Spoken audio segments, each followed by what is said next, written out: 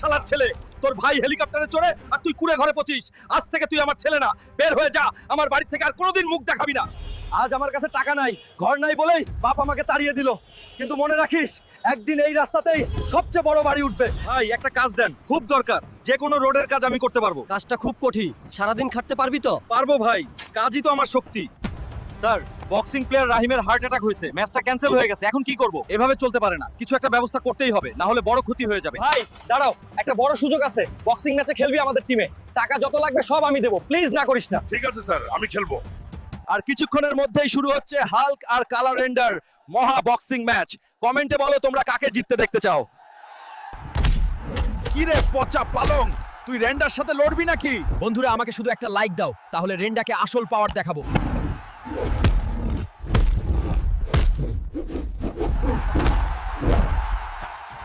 Hulk, তুই আজ